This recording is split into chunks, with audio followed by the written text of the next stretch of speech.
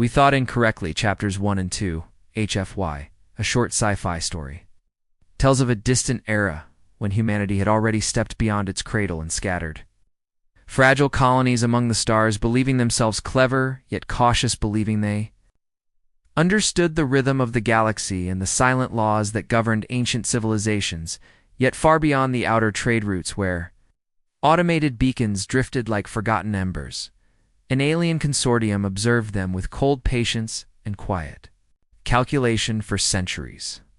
The consortium had mapped the rise and fall of species, measuring intelligence against aggression, innovation against empathy, and survival against unity, and when they first detected humanity signals crackling through the void, they classified the species as promising, but flawed, for their broadcasts were chaotic, filled with art and argument, triumph and tragedy, and the consortium believed that such emotional turbulence would lead inevitably to self-destruction.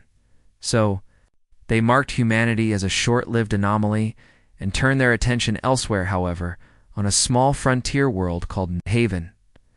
A mining colony endured relentless storms and failing equipment, and it was there that the first misunderstanding began, for when a consortium probe slipped silently into orbit, its purpose was only to observe, yet a malfunction caused it to emit a pulse that crippled the colony power grid, plunging the settlement into darkness and fear.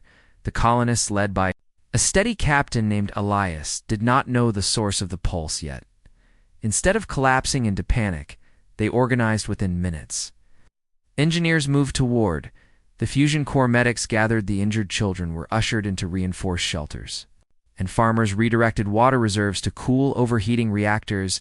And as communication arrays flickered back to life, a technician named Mara traced the anomaly to the sky and suggested the presence of an unknown craft above them. And though fear rippled through the assembly, no one spoke of surrender or despair.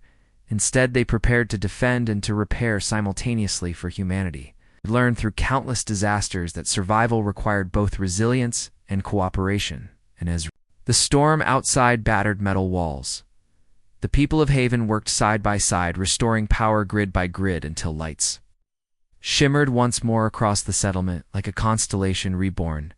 The consortium probe recorded everything, transmitting data back to its distant masters, who analyzed the footage with renewed interest, for the humans had not descended into chaos as predicted. They had adapted with startling speed and unity. And so the consortium adjusted its assessment slightly, yet still concluded that a single colony response did not redefine a species, and thus they initiated a broader test across multiple human systems. Subtle disruptions were introduced: navigation errors, supply chain interferences, and cryptic signals that hinted at hostile intent between rival colonies, expecting mistrust to ignite conflict. But the result again defied projection, for while suspicion initially flared, human leaders convened emergency councils, sharing data transparently across vast distances. Independent factions pooled resources, scientists collaborated openly, publishing discoveries in real time, and even former adversaries agreed to mutual defense pacts, recognizing that an unseen external force threatened them all. On Earth, the birthplace, long burdened by history, representatives gathered in a chamber overlooking oceans that had witnessed ancient wars and modern alliances, and they spoke not with accusation but with determination, acknowledging past divisions, yet prioritizing collective survival.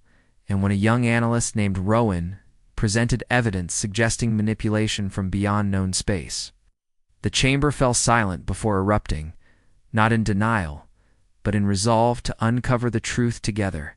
And so fleets were assembled, not as instruments of conquest, but as shields and scouts. Humanity reached outward, broadcasting a message into the dark, declaring awareness and inviting dialogue rather than retaliation. And this unexpected gesture startled the consortium, whose philosophy held that emerging species defaulted to hostility when challenged. Their archives contained endless examples of civilizations that lashed out blindly, destroying themselves in cycles of vengeance. Yet humanity, despite its violent past, appeared to have learned something rare: the power of shared vulnerability and coordinated strength.